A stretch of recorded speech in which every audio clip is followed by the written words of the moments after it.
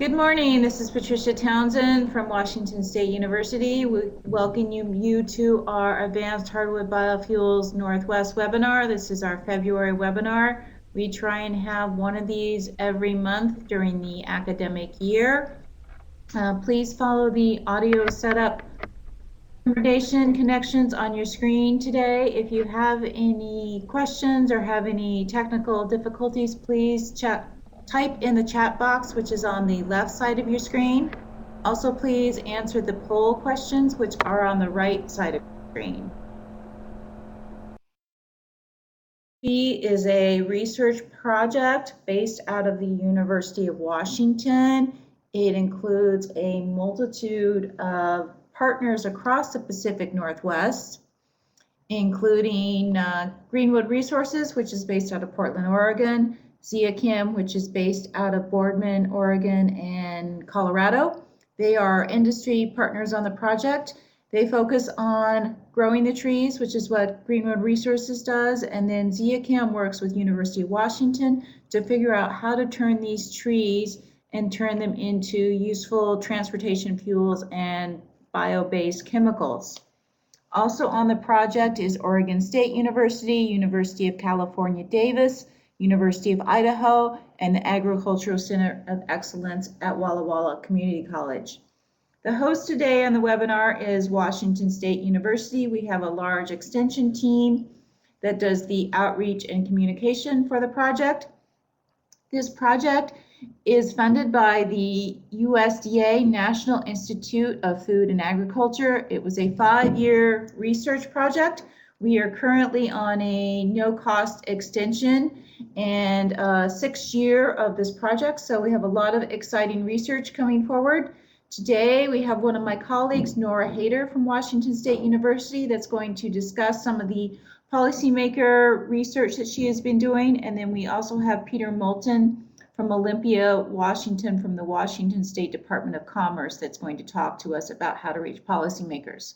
The one interesting thing about the AHB project is that it tries to figure out how to grow poplar trees in a sustainable manner. So producing the feedstocks, doing conversion to convert them into useful products to make sure this is all done sustainably. And then there is a very robust education and outreach program to inform stakeholders across the Pacific Northwest, including policymakers. So I'm now going to turn it over to my colleague Nora Haider, who is joining me today in the office, so she can talk about the work we've been doing in terms of reaching policymakers through surveys and then different outreach materials.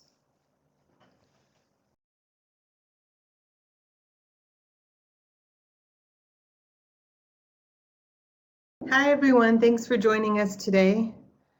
My slides are taking a minute to load, so let's see if they pop up for us.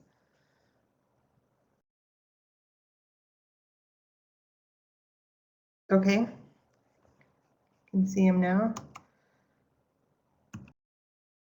So I'm going to start with the brief discussion on bioenergy policy. Bioenergy policy is actually pretty broad and touches on many different topics regarding land use, energy, funding opportunities, taxes, and regulations regarding its production, as a few examples.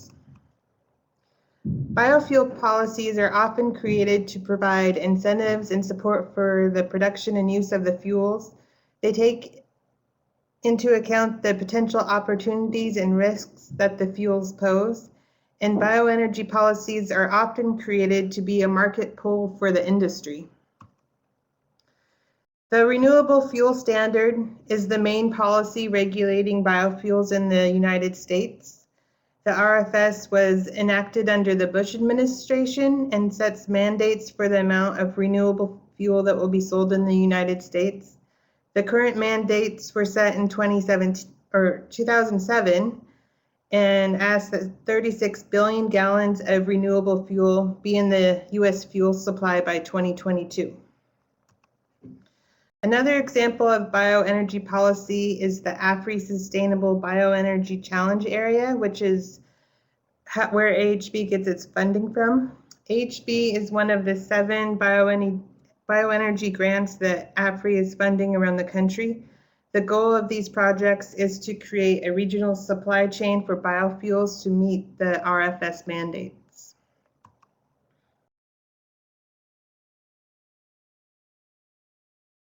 I think it skipped a slide.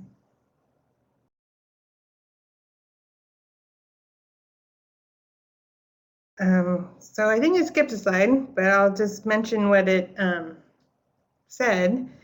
As one of the sustainable bioenergy grants, HB is researching and developing methods to grow hybrid poplar trees to convert them into renewable transportation fuels. And at the beginning of the AHB grant, the extension team was geared up to talk with potential growers and to teach extension professionals about poplar so they can help growers in their regions, and helping communities that were preparing and adjusting to biorefineries being built in their neighborhood. But 5 years later, the industry isn't there yet, and nobody is growing poplar for bioenergy. Biorefineries aren't being built, and we found that extension professionals are mostly uninterested in learning about the crop that their clients aren't growing. And now my slide came back. Sorry for the delay in the slides. Moving on to this one. So that left us with the question of who should we engage, who is interested in the HB story, and who can help us expand opportunities for poplar and bioenergy in the Pacific Northwest. We have been incredibly successful engaging students the last few years at our field tours. We always get a good turnout of researchers at our webinars, but policymakers have proven to be more elusive. There are a few that have shown incredible interest in HB, but for the most part, we didn't feel like we were effective at reaching this key group. We feel that policymaker support is important to the success of HB. Without policy support, the bioenergy industry will not be able to grow.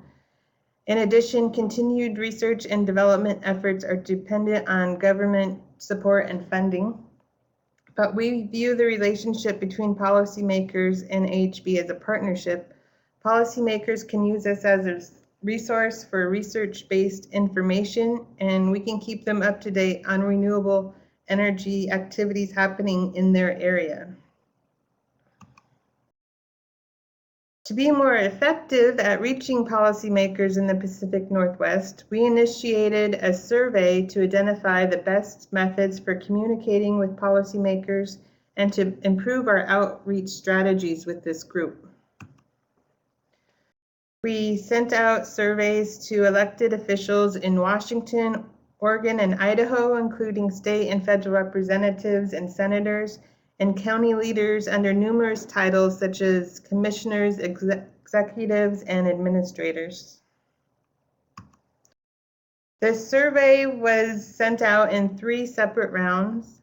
We initially intended to conduct an online survey, but as you can see from our first round, where's the pointer? We only got a response rate of about 3%.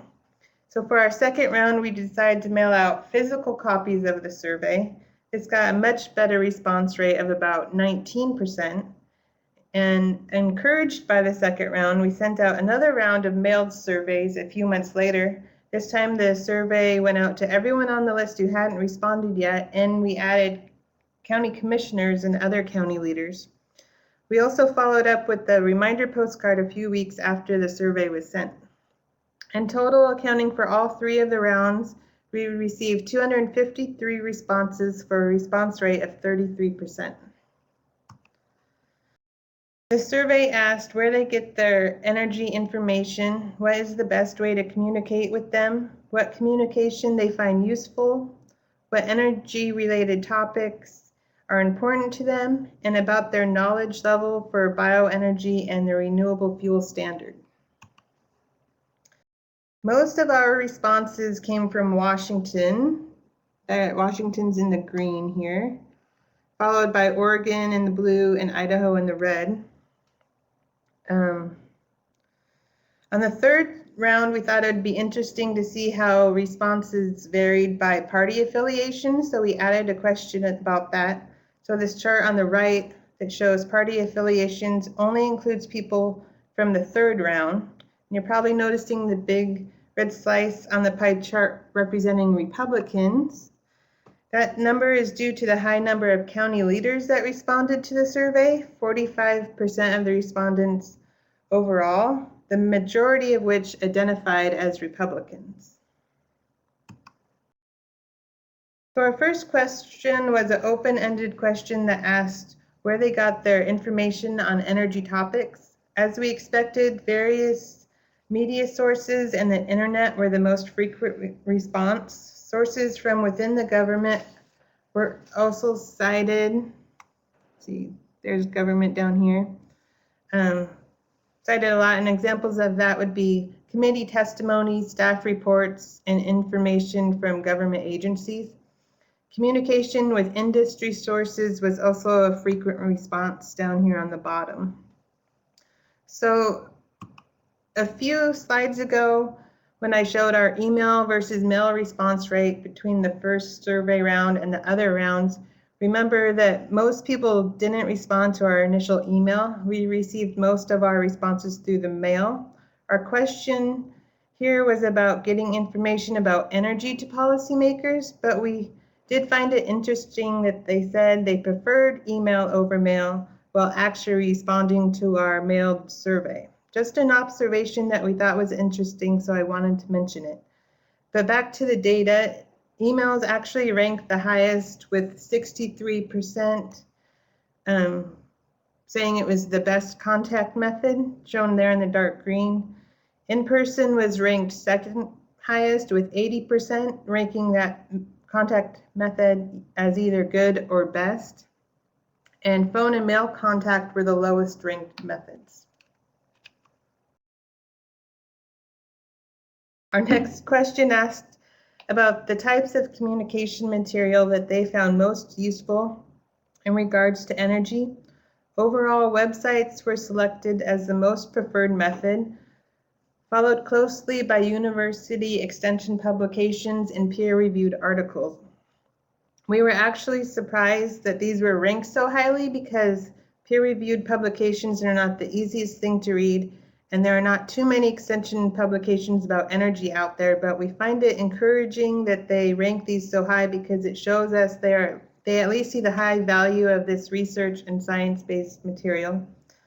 Overall, all the communication material we listed was ranked pretty high except for webinars. Only 37% preferred webinars as a communication source, but we have other stakeholders that value our webinars, so we aren't too discouraged by that result. We also want to know how knowledgeable policymakers feel about bioenergy and the renewable fuel standard. Overall, they reported a better understanding of bioenergy than the RFS, but only a few reported that they felt extremely knowledgeable about the topics. These graphs break up knowledge level by state for bioenergy. The chart on the right looks at the mean and mode of the responses. For Washington and Idaho, the mode or the most frequent response given was somewhat knowledgeable. Oregon reported as slightly more knowledgeable, with the most frequent response being at the knowledgeable level. Looking at the renewable fuel standard data, the mode knowledge level in each state was actually not knowledgeable. Down here where it shows 1 corresponds with not knowledgeable. Well, the mean was slightly higher than that. No one in Washington or Idaho reported as feeling extremely knowledgeable on the topic, however, which is over here, extremely knowledgeable. One final comparison for perceived knowledge looks at the difference between county leaders and other policymakers. We found county leaders and other policymakers were pretty similar overall. In fact, nothing popped out as being statistically significant for any of our questions when comparing these two groups of policymakers. We also asked about We asked our policymakers to rank different bioenergy related topics from extremely important to not important. The economy was the top ranked topic, followed closely by job creation. Air quality and energy security were also ranked pretty high. Climate change had the most diverse responses and ranked as the least important topic overall. Looking at the topics by state, we can get a better understanding of what is important to policymakers in each region of the Pacific Northwest. This chart is looking at the topics that policymakers ranked as most important and important. 88% of the respondents from Idaho felt that the economy was an important issue, while everyone that responded from Washington and Oregon ranked the economy as important. Policymakers from Idaho ranked energy security higher than Washington and Oregon policymakers did over here. And here's the economy results.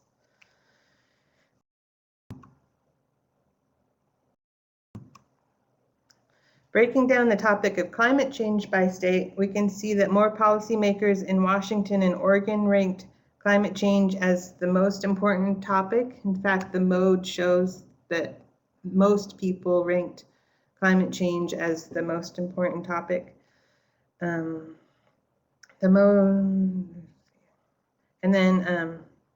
response in Idaho was that climate change was not important. Here.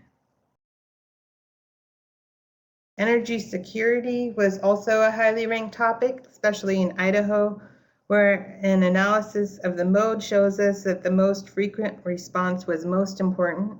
A few people in each of the states reported that energy security was not an important topic, but most people ranked this topic as having some measure of importance. So to wrap things up, we feel that bioenergy policies are important because they can support rural economic development. Domestically produced biofuels reduce our dependence on foreign oil and secure our energy supply. And renewable fuels can reduce greenhouse gas emissions that contribute to global climate change. We learned a lot from this survey, and we can apply what we learned to connecting with HB stakeholders. We learned that finding opportunities to connect with policymakers face-to-face is a good way to share with them updates on the HB project. We also learned connecting with their staff is important for getting our messages through. We learned that we need to improve our email campaign to make it a more effective tool for reaching policymakers. We're consistently improving our website, so we hope that you will check in there to find updates on our project. It's a great resource for staying up to date on bioenergy topics in the Pacific Northwest. And we also learned some do's and don'ts of conducting an effective survey. And that's all I had. Patricia? Okay, so if you have any questions for Nora, please type them into the chat box. We will probably hold questions until the end. So in a few minutes here, we're going to turn this over to Peter Moulton. He's with Washington Department of Commerce, and he's going to give us his perspectives on how policy works in Olympia, Washington. This information may be useful to those in other states across the Pacific Northwest. We're having a little bit of technical difficulty this morning, so in a few minutes, Peter will be calling in and we will be patching him into the speakerphone. So welcome, Peter. Good morning. Thanks, Noel, and Patricia. Great to join you this morning and talk to folks about policy. Just a little bit of background. I started into the bioenergy arena back about 2001. I was working with Climate Solutions. Many of you may be familiar with them. I helped set up and then ran the Harvesting Clean Energy program in the Northwest for about 6 years. Then I moved over to Department of Community Trade and Economic Development, now called Department of Commerce, where I became the state's biofuels coordinator, which quickly evolved into the bioenergy Bioenergy Coordinator, which then absorbed alternative fuels and vehicles, and somehow at the end of it, I am now the Section Manager for Energy Policy at the Department of Commerce. So with that context, go to the next slide. What I'd like to talk about a little bit this morning is some truisms about bioenergy that help us inform our policy discussion and how to be effective. Talk a little bit about how to play effectively in the policy sandbox, some of the preliminaries and process involved in legislation, and then get into a conversation with folks to see what their interests are on the phone. So next slide, please. I'm going to start with some proverbs about bioenergy. They're largely project-based, but just a reminder that project development is informed by and helps to inform program development from the standpoint of regulatory programs or licensing, permitting, all that sort of stuff, which in turn has codependent with the policy development arena itself. So all these things inform each other. So I thought I would just start with a few basic observations I'm sure many of you are already familiar with. First one is a mantra I've been using for years: all bioenergy is local. Obviously that applies to not only siting decisions and infrastructure needs, but also permitting associated with that, and feedstocks, provision of feedstocks, the economics of transportation, both for feedstocks and for your offtakes, and so on, and how to get things to market. The second quick observation is just to recognize that bioenergy is uniquely different from other forms of renewable energy, and that it has feedstocks, and therein lie a whole bunch of unique challenges and opportunities. So these include, of course, a lot of economic opportunity in feedstocks, folks need to grow, harvest, transport, pre-process feedstocks, and so on. So there's a lot of jobs that you don't see in other renewable energy sectors. And there are a lot of creative opportunities to deal with organic waste management, for example, in bioenergy. At the same time, you have a whole suite of environmental concerns and sustainability concerns to manage. So things around air and water emissions, competition with food crops for acreage, forestry management questions of scale and energy efficiency, carbon life cycle questions, and so on and so forth. So while these are challenges, they're also an opportunity to bring in a diverse set of interests. And I was just listening to Nora's overview of her survey results, especially around all of the rural Republican County commissioners in the region. And recognizing that, I'm going to guess that a lot of their knowledge around bioenergy and opportunities is predicated on the fact that there are a lot of feedstocks in their regions, in their areas, and so they understand that this has potential for economic development for their communities. And I think that's what the response you're seeing there. Another quick thought just on some of those survey responses. I think the reason why in Oregon they are knowledgeable about renewable fuel standards is because, unlike Idaho and Washington, they have one, and it's been controversial, and so it's been a point of policy dialogue for a number of years, and so that's why they're up to speed on it. But as noted in the survey responses, again, economy, job creation, some of the most important criteria for folks around bioenergy, and that reflects an opportunity to bring in a range of diverse stakeholders which can help foster policy development. And so the last thing I just wanted to mention in terms of general oversight on bioenergy, it's all about co-products. That bioenergy projects, to the extent possible, need to have diverse revenue streams, because they're essential for dealing with a lot of volatile offtake markets. You're competing with inexpensive conventional energy sources in many cases that are heavily subsidized. So again, by focusing on co-products, not only on the feedstock side, but on the offtake side for co-products, it's an opportunity to bring in diverse stakeholders and diverse market interests and so on. And then lastly, as Nora noted, a little bit around policies and the importance of policy. A lot of bioenergy policy on the state and on the federal level tends to be short-term, tends to be very inconsistent, and that's one of the greatest barriers to bioenergy project development, is that inconsistency in the policy framework, because that scares away investment. Capital investment does not like that inconsistency. So to the extent that policy can be stable and predictable, that's how you get the stable and predictable business planning.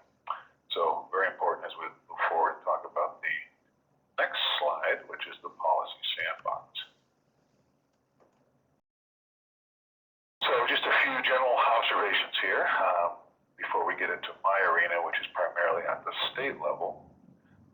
First and foremost, a lot of this stuff is probably intuitive, but I think it's helpful to put it all in one place. Identify and recruit your key advocates. And by this, I'm talking about not only elected officials, but the nonprofit organizations, the NGOs that may be policy-based, your Washington Environmental Council or your Climate Solutions or, and so on and so forth on a policy standpoint.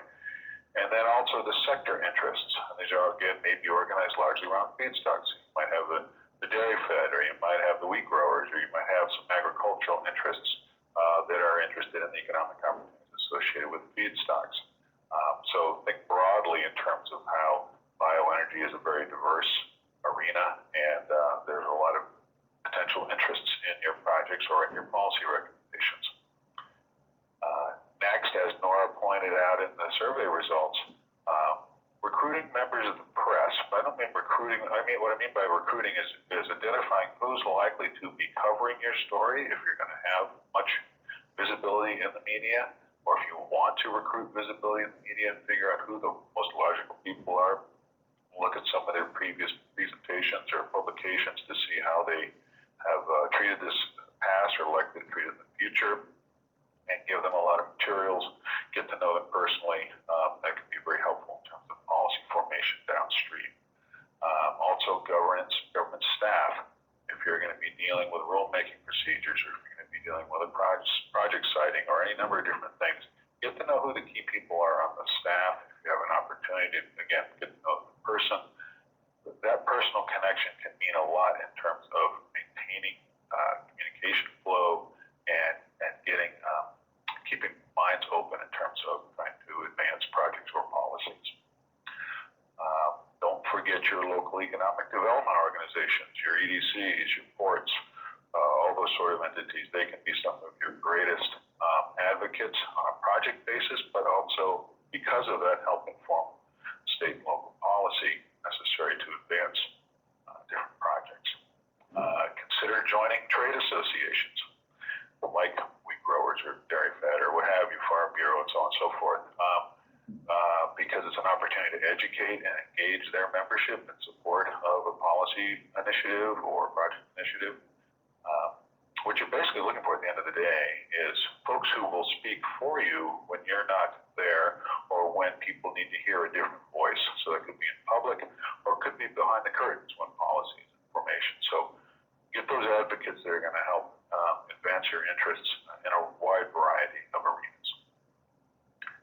Second bullet, transparency and consistency. As somebody who's worked in bioenergy now for about 15 years, I used to say that if I could make biodiesel out of snake oil, I'd be rich, because there's a lot of folks come in thinking there's a quick fix, a quick make money real fast in bioenergy arena, and they get out there and they start spinning all kinds of wild projections about economic opportunity and value and so on and so forth that never come to fruition, and it really wears out the policymakers. So I think in the interest of building trust with folks, make sure that your numbers that you use in your explanation of policy or project are honest to the extent that you know them. Be consistent about that. State very clear goals for what you want to accomplish in that arena, and you will stand out. People will learn to trust you in that context, and that's very important. Part and parcel to that is educating. So educate. Here's the big role for the research community, a nod to our extension friends here. Those one-sheet handouts that help explain things, put them in context, perhaps in the form of a frequently asked questions sheet as well, can be extremely helpful. Something concise, crunchy, especially if you're dealing with policymakers in the legislative arena who are being hammered every day from multiple topics, from multiple directions. Something that's concise and easy to assimilate that they can reference is invaluable. What you want to do is anticipate concerns, validate concerns. It doesn't mean you have to agree with them, but as you know, the truism in negotiations is if the other folks in the conversation don't feel like the fact that they have concerns is even validated, then you're not going to have a whole lot of downstream constructive dialogue. So recognize that a lot of the sustainability concerns are valid concerns. It doesn't mean that they're applicable to your project or your policy construct, but but at least anticipate those questions and be prepared to acknowledge them and then respond. So show that you understand the issues, have thought them through, and engage your extension folks to help with that. And then lastly, sort of the planning process itself. Yes, participating in government policy and planning can be painfully slow. No question about it. Someone who sat through countless processes around this. So be it at a county comprehensive planning level or an agency rulemaking process or some sort of strategic planning effort, if you have the time and inclination to become involved, it's a great opportunity to get to know the other stakeholders around an issue, learn from their perspectives, help educate them, and help establish a framework and connective tissue around a specific policy issue to work it better in the future. So it is a commitment of time, but see it as a joint educational opportunity, and it can pay off downstream. Okay, next slide, please. Okay, I'm going to shift over to speak specifically about the state policy process because that's the one I'm most familiar with, and it's arguably, especially in our current environment, we're not likely to see any bioenergy policy of substance, at least constructive substance, coming out of the federal government anytime soon. So the states and what are known as sort of subnational policy frameworks like the Pacific Coast Collaborative or the Western Governors Association or these sort of policy frameworks that involve states and regions. That's where a lot of this stuff is going to be happening. So focusing on the state level is the most important right now. So just some thoughts real quickly about the legislative process. It's basically, at the end of the day, it's about the art of the possible, not the preferred. That's what politics is all about. So it's what you can actually get done, which means you need to be patient, but it doesn't mean that you need to be passive. And that's just a recognition that sometimes an issue takes 2 or 3 or 4 legislative cycles to get enough folks educated, on board, to get the gravitas necessary to move things through the legislative process. So you need to be patient for that, but also always be aware of this sort of decisive moment where you, because of the shifting sands of politics, or what have you, you can take advantage of a situation to help move your issue forward. When you do so, make sure that folks understand that you know your issue, that you have done your groundwork. I would suggest starting out where if you've got a particular topic you want to advance, that you've done your literature searches about it, you have perhaps crafted a white paper or two that aggregates all of your knowledge about something and all of the external references and links, so you have all that at your fingertips. You can share that if somebody wants to do a deep dive into a certain policy topic. Consider hosting a forum around it to start organizing your stakeholders and do mutual education around an issue. And look for folks that already have a vested interest or have a standing on a particular topic arena. And when you do so, keep an eye towards that political balance that's going to pay off for you once you're in the legislative process. So for every environmental group that you engage, make sure you involve an agriculture or a forestry related group as well.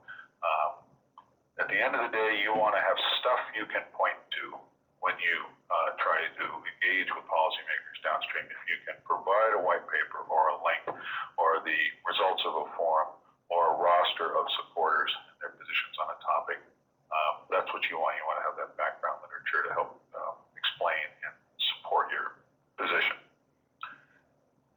Let's see here, 4th topic, map the power structure. And by this I mean identify the key players and understand how the process works. So what are the key policy committees that your issue is likely to go through? Who's the leadership on those committees, and which districts do they represent? Do those districts have a vested interest perhaps in feedstocks that might support your bioenergy project? Look at the other, not those committees, but other representation within that arena as well. Individuals, business interests, and so on and so forth. And get to know who the staff members are for those key committees that are likely to go through. They're going to be insanely busy during session, but so if you know who they are, they're the ones that are going to be the gatekeepers for getting information to a lot of the members. understanding how information flows, how power flows in the legislative process is really important up front. And a quick idea is to potentially offer, this is a good opportunity to get to know those committee staff, is to serve up the idea of helping them with a work session on the topic. So both during session and during interim session, during the off season, shall we say, the committees often have work sessions if they don't have a whole lot of bill-related work they have to do. And sometimes those can occur during the summer. Sometimes they occur in late fall during what's called committee days, when they're in town post-election to talk about the committee structure and priorities for the coming legislative session that starts in January. They're often looking for topics for work sessions. You fold in a field trip, perhaps, and that's a great opportunity to get them out and about. What you don't want to do is what I did about 10 years ago and schedule a field trip to an anaerobic digester in the Yakima Basin in August when it's about 105 degrees and the bus air conditioning falls apart. That's not a good idea. but I'm sure you can come up with better field trip ideas than that. So in any event, it's just a great opportunity to get folks out in the field. They love that. They love to go out and see constituents to gain a better on-the-ground understanding of things. So working with committee staff to put those opportunities out there can be really constructive. And then lastly, support committee work. And what I mean by that is if you're going to be presenting legislation, if you want to recommend legislation, start your bill drafting process early, which usually means by, say, September or October, because even though session doesn't start until January, things happen so fast that you've got to get all your groundwork done and be ready to just get out of the chute fast if your bill's going to maintain the momentum to reach the end of the race by the end of the session. So what that means is start by draft actual language, but you want to make sure that you're engaging folks that understand how the state code works, so you know where to put certain ideas, where to amend things, how to structure a bill, and so on and so forth. But if you can come forward with an actual proposed bill with heavy footnotes and say why this is suggested here and not there, and what the significance of this is, and so on and so forth, and you package that with some of the nice, concise educational materials we talked about before, you'll be doing more than 90% of the people that want request legislation do.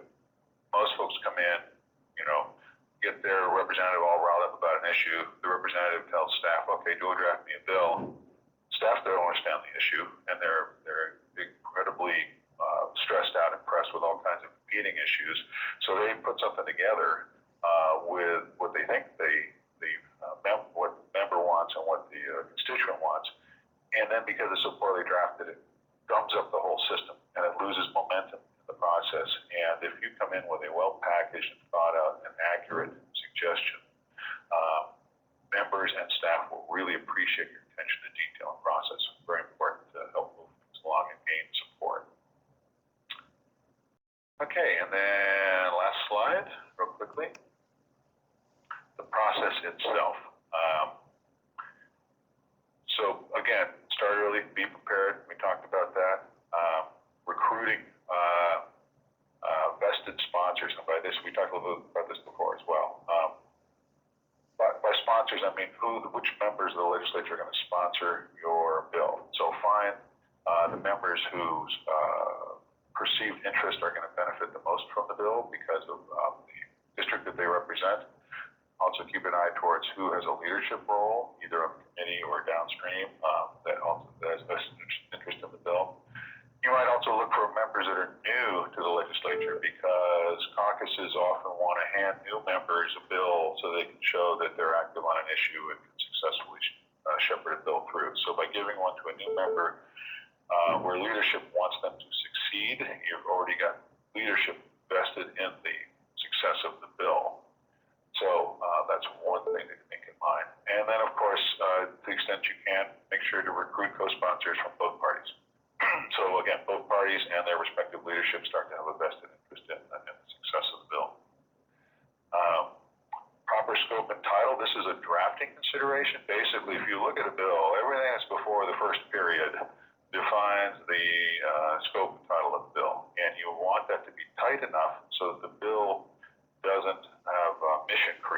Now, if you say something very broad, even though the language may be very specific in the bill itself, but if the title is very broad, that means anybody can throw all kinds of different amendments at it as long as it's within the scope and title of the bill. So you want to script it very tightly so that it doesn't drift, but at the same time, you want to make sure that it's inclusive enough to incorporate all the allies you've been recruiting that want you want to have ownership over the bill. So there's a bit of a balancing act in there, and that's where somebody that understands drafting legislation can help you craft that balance.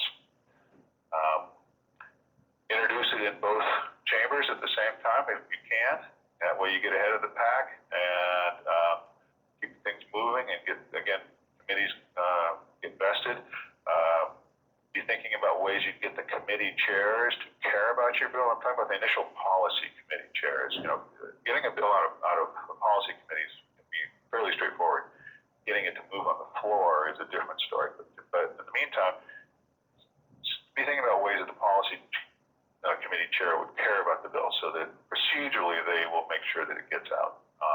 Because the first cutoff, which for example in Washington State is coming up in about 17 days, if you don't make that cutoff, you're probably dead until next session. So all the bills are going to start rushing for the gate, and to the extent that you are ahead of that, you won't get crushed.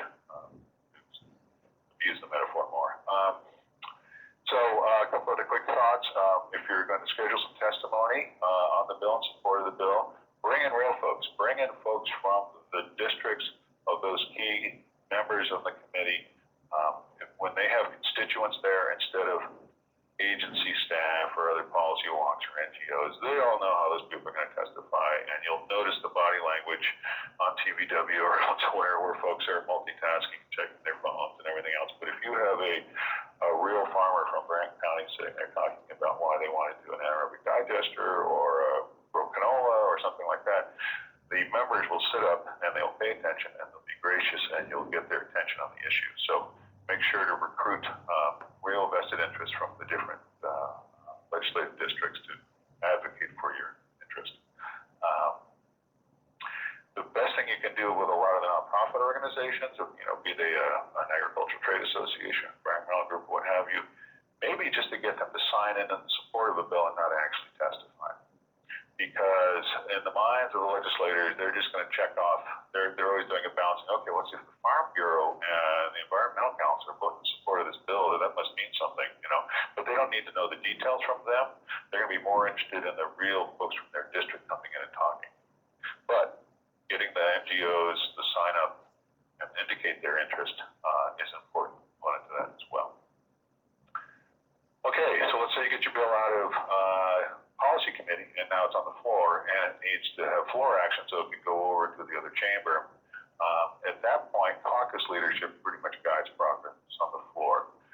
There's a term we used to use called the whales of the Senate, meaning the big shakers and movers that decided whether things got on the dais were moving or not. And that's where if you have done some interesting work in terms of getting a new member to be the primary lead on a bill or key committee leadership that also are very active in the caucus, then there's just ways. The big thing here is maintaining your momentum. You want to keep going with this bill, so you got to get leadership to care about it. One way to do that, is also to engage the governor's support. But be careful because there's pros and cons here. The more that a bill becomes perceived as partisan, the more likely it is to get caught up in the horse trading that's going to occur further down in session, perhaps during budget negotiations or things like that. So if one caucus knows that a particular bill is particularly of interest to the power structure of the other, then there's the risk that it becomes a trading chip that's completely separate from the content of the bill. So while you may want to engage substantial major support, something like the governor's office, there might be a downside to that too. So just be careful of that and balance that. Then a couple other quick thoughts. Lobbyists. Now, lobbyists do what they do. They are very effective at monitoring the process, which can be very convoluted and confusing to folks that aren't used to it. They help keep things moving, and as important as anything else, they help fend off bad amendments that may cripple your bill or what the original intent was. So there is a role for lobbyists, but you should engage a lobbyist knowing what your expectations are for them, or else you're going to run up a bill pretty fast. And then lastly, if you do start to lose steam on a bill, as a matter of last resort, you could actually throw it into that political net we were talking about. So, for example, it may have budgetary impacts, and somebody could tag it as what's called NTIB, necessary to implement the budget, which preserves it from certain cutoffs in the process and can help drag it along by hooking it into a budgetary bill. You hear folks talk about this at the state and federal level about how policy bills got hung up in budget negotiations. So you can look at to see if that's an option. However, that also sort of taints a topic if it becomes highly partisan, and that can impact your ability to revisit it later. So again, you may want to think carefully about that before you do so. And just a last reminder that in the legislative process, nothing is actually truly dead until sine die, until the session is actually over with. There are amazing ways to resurrect a bill that are hard to understand, but they do it every session. So again, don't assume that a policy measure that you're supportive or in opposition to is actually gone until after session is over with. So those are just a couple of quick thoughts there on the legislative process, and I hope that addresses some of the folks' interest this morning, and I'm happy to answer any questions. So thank you all. So thank you, Peter. That was very interesting. One thing I think I forgot to mention at the beginning is that Peter has served on the AHB advisory board for the past 5+ years. So we have been appreciating his support and insight. If you have any questions, please type them into the chat box. I'll let you know that we have another webinar coming up March 1st, where we will have graduate students from University of Washington that will be presenting their research on conversion. Also, we are having harvests at 2 of our demonstration sites happening this winter or early spring. That will be happening at our site in Jefferson, Oregon, and also in Hayden, Idaho. As soon as we have dates on that, we will be sending out information on those via our email list. Those harvesting tours are going to be dependent on partially weather and equipment availability. Right now, the harvester is coming to us from New York and should be arriving here in the Pacific Northwest very soon. If you please answer the questions on the right side of the screen to let us know about thoughts on today's webinar. And I think I'll start off with a question for Peter. In terms of presenting information to the legislative session, you talked about how to make sure that an issue didn't come across as partisan, that had some benefits. In terms of bioenergy, is there anything specific about bioenergy that makes it different than other legislative mandates per se, or is it just like anything else? Yeah, I think bioenergy actually is actually a fairly rare beast in the legislative process, in that it inherently should be bipartisan. Where at least in the Northwest, where feedstocks and therefore process facilities, because of the economics of transportation, logically would be located in more rural areas, more likely on the east side, where a lot of you're basically trying to figure out where's the organic carbon, and whether that's in a purpose-grown crop or forestry residuals or what have you, with the exception of organics that come out of municipal facilities in more urban areas like wastewater treatment or landfills and so on. We're really talking about, at scale, economic opportunity in rural, generally more conservative areas. And at the same time, the markets, the primary offtake markets for that, is largely more in the urban areas. And so there's a natural self-interest on both ends of the, both geographically and politically. And so as we witnessed back in the mid-aughts, when we got a lot of bioenergy policy adopted in Washington State, it was fairly easy to build coalitions. And we did have a coalition where we had the environmental and climate groups supporting the same bill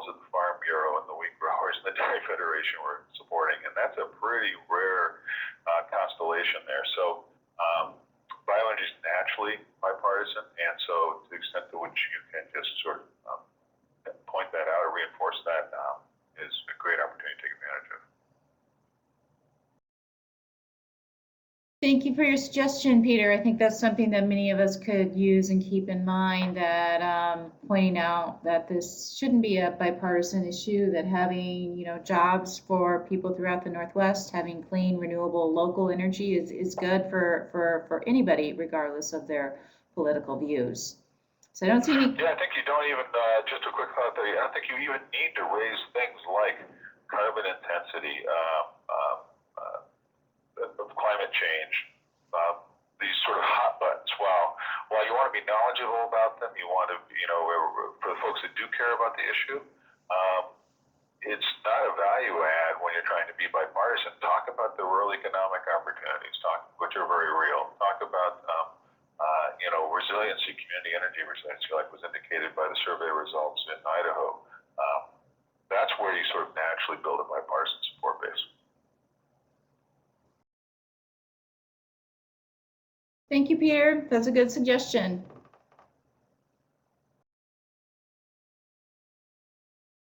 I don't see any questions coming into the chat box yet. I'll have you know that this webinar will be archived. It will appear on our AHB website later in the week, where we archive all of our hardwood biofuels webinars. So if you have any colleagues that were not able to attend today that you think would be interested, this information will be available for the foreseeable future.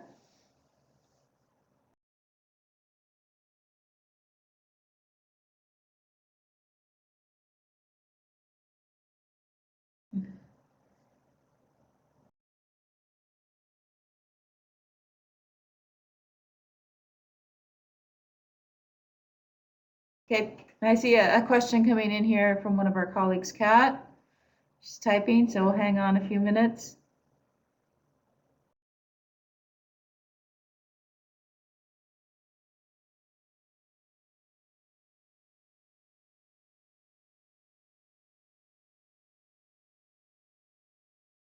Kat's question is, where do you find people to help you draft bills? Can you give us a little information on that, Peter? Sure. Any of the major state level nonprofit groups, trade association groups, and so on that work at the state level, they're going to have a government relations or a legislative liaison lead that should be pretty familiar with it. The other thing, of course, to do is, once you understand your content well enough, to work directly with legislative staff more, so that they can provide their 2 cents, and you can make sure that what you're trying to accomplish, that they fully understand it. So you can work through associations that have experience with this. Again, work with the folks that are tasked with often drafting the legislation. That's where I would start.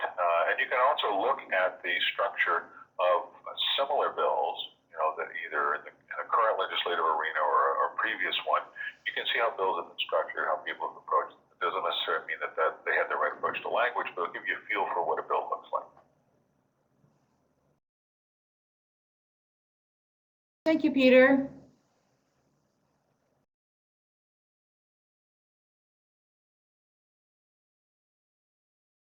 Peter, can you quickly talk about, you mentioned before, sorry, this is Noelle, you were talking about working committees. Can you talk a bit more about how those are formed? How is a working committee born, if you will? You mean like a work session? Yeah. I'm sorry. Yeah. Okay. Yeah, so committees have work sessions where if they don't have pressing business in terms of hearing a bill or taking executive action on a bill and so on, the other things that they do, they're often looking for a work session that maybe an hour, anywhere from a half an hour to 2 hours long, which are more informal. They bring in a wide variety of folks to talk about a topic. It's an opportunity to educate members on topics. Sometimes it's a topic that's a little complex, and so the leadership of the committee may want to bring folks in to help educate members on the topic so that they can make more informed decisions, because they know there are going to be 2 or 3 bills on an issue. You may see this, for example, this session we've been helping support work sessions on everything from battery technology to our renewable portfolio standard legislation in the state to various topics that are sort of overarching. So that's just an opportunity opportunity to, support that often. If, for example, during a session like the current one in Washington, where it's really all about the budgets in large part, a lot of the policy committees don't necessarily have a whole lot to do, but they want to be active, and so a work session helps them achieve that goal. So again, getting to know the policy or the committee staffers, and just suggesting, hey, let me know if the chair is interested in a presentation on advanced hardwood biofuels, and we can bring together folks from the research community and growers and emphasize the diversity of interest that can be represented. And also, of course, point out any geography that would benefit certain key leadership on the committee. It's always important to know who's on a committee and who they represent. And you might well get yourself a work session, which is a great avenue to get in the door. Thank you, Peter.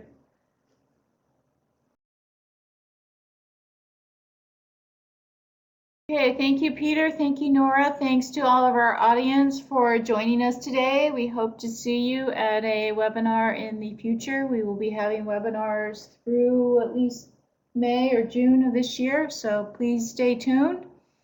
And have a good day, everyone. Thank you all.